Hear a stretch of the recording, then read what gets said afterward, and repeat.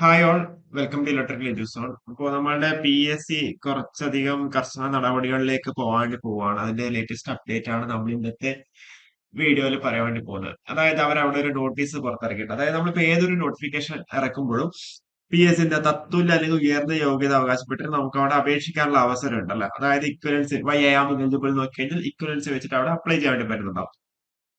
പക്ഷെ അതിനുള്ളൊരു പ്രശ്നം എന്താന്ന് വെച്ച് കഴിഞ്ഞാല് ഇങ്ങനെ പലരും അതൊരു ദുരുപയോഗം ചെയ്യുന്നുണ്ട്. അതായത് അയോഗ്യരായവരും, അതായത് ആ ഒരു തസ്തികയ്ക്ക് ചിലപ്പോൾ അവർക്ക് അപേക്ഷിക്കാനായി ആവുന്നുണ്ടാവില്ല, അയോഗ്യരായിരിക്കും. പക്ഷെ എന്താ, അല്ലെങ്കിൽ സമാന യോഗ്യതകൾ നേടിയിട്ടില്ലാത്തവരുമായ ഉദ്യോഗാർത്ഥികൾ അപേക്ഷിക്കുന്നതായും കൺഫർമേഷൻ നൽകുന്നതായും ശ്രദ്ധയിൽപ്പെട്ടിട്ടുണ്ട്.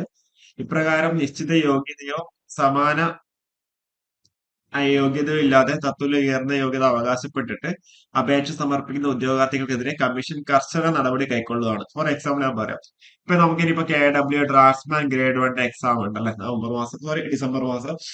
അപ്പൊ അതിലെന്താ IT കഴിഞ്ഞ ഉദ്യോഗാർത്ഥികൾ അപേക്ഷിക്കുന്നതാണ് മനസ്സിലാക്കിയത്. ഇത് രണ്ടോ മൂന്നോ കേസ് എന്റെ ശ്രദ്ധയിൽ പെട്ടിട്ടുണ്ടായിരുന്നു.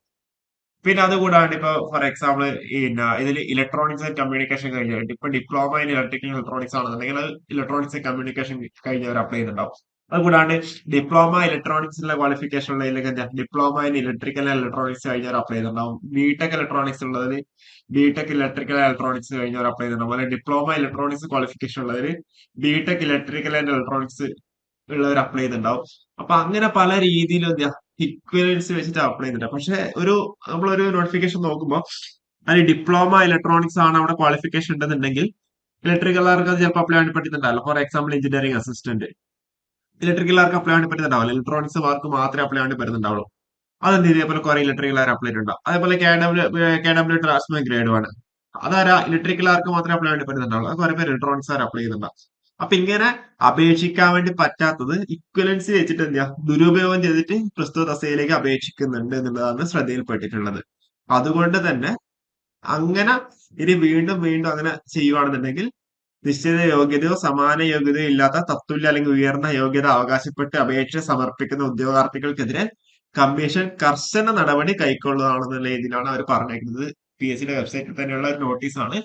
അപ്പോൾ നിങ്ങൾ ഇനി തൊട്ട് എന്താ ഇക്വലൻസി വെച്ചിട്ട് അപ്ലൈ ചെയ്യുമ്പോൾ ശ്രദ്ധിക്കുക, ശ്രദ്ധിച്ചിട്ട് മാത്രം അപ്ലൈ ചെയ്യാം.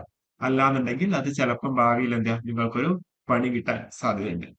ചെറിയ ഇൻഫർമേഷൻ നിങ്ങളോട് ഷെയർ ചെയ്യാൻ വേണ്ടിയിട്ടാണ് ഇപ്പോൾ വന്നത്. കൂടുതൽ വീഡിയോസ് ആയിട്ട് വീണ്ടും വരാം. Okay, thank you.